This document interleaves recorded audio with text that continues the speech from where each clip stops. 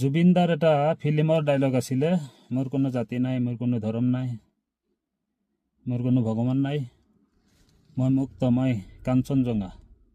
এইটো ডাইলগ এটা ফিল্মৰ আছিলে, তেখেতে ফিল্মত দিছিলে ডাইলগটো। এতিয়া এই কথাটো এতিয়া CM ছাৰে কৈছে, যেতিয়া জুবিনক কি নাস্তিক সজোৱা হৈছে নেকি? জুবিন কি নাস্তিক আছিলে নেকি? তেখেতৰ জাতি ধৰ্ম নাছিলে নেকি? তেখেত নাস্তিক নাছিলে, তেখেত জাতি আছিলে, ধৰ্ম আছিলে। তেখেতে এইটো ফিল্মত দিছিলে ডাইলগটো, কিন্তু ফিল্মত দিয়াটো এইটো ৰহস্য আছে। কিয় দিছিলে? ফিল্মত ডাইলগটো দিছিলে যে আমাৰ দেশত কিবা জাতি, বহুত জাতি ধৰণৰ বহুত জাত পেটৰ মানুহ আছে, সেইকাৰণে দিছিলে যে মাজে মাজে কিবা হিন্দু মুছলমান খ্ৰীষ্টান বৌদ্ধ এইবিলাক কিবা কাজিয়া কিবা কিবি হৈ থাকে।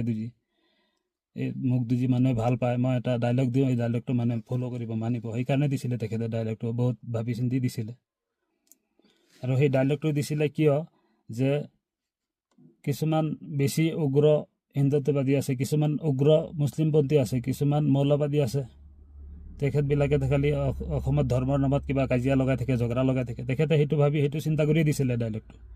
তেখেতে ডাইলগটো দিছিলে, বাস্তৱতো বহুত তেখেতে কিবা ফিল্মত নিউজত নিজে কৈ থৈ গৈছে যে এইটো ৰেলী, মই যোনটো ডাইলগ দিছোঁ এইটো ফিল্মৰ ডাইলগ নহয়, ৰেলী। ৰেলী মানে মানুহ আকৌ মানে বুজাব দিছে, ফিল্মকতো কৈছে, বাহিৰতো কৈছে। তেখেতে মানুহক বুজিব দিছে। কিয় বুজিব দিছে? কাক বুজিব দিছে? এইবিলাক আমাৰ ৰাজনীতি নেতাবিলাকে যে হিন্দু মুছলমান কৰি থাকে, এই তেখেতসকলক বুজিব দিছে যে এনেকৈ নকৰিব। চব মানুহে মানুহক মৰম কৰা, বুজক, মানুহক মৰম কৰক। এতিয়া জুবিন ক্ষেত্ৰত কিবা SOPও জাৰি কৰিছে।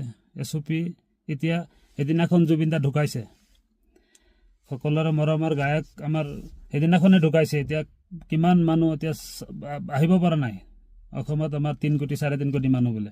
এতিয়া এই গোটেইকেইটা মানুহ একেবাৰে আহি চাব নোৱাৰে না।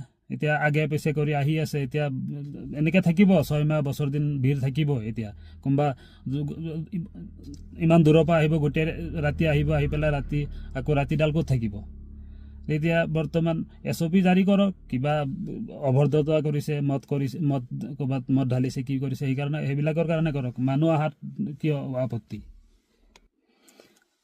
মানুহ অহাত কিয় আপত্তি? এতিয়া জুবিন দাই বৰ্তমান ন্যায় পোৱা নাই। এতিয়া ন্যায় পায় নে নাই এইটো বহুত ডাউট আছে। কাৰণ এইটো বহুত ভাবিব লগা কথা, ন্যায় পায় নে নাই। এতিয়া কিছুমান কথা আমাক ভাবাবলৈ বাধ্য কৰাইছে যে এতিয়া যদি এই জুবিনদাৰ এইবিলাক অনুবাদ খোলা থাকে,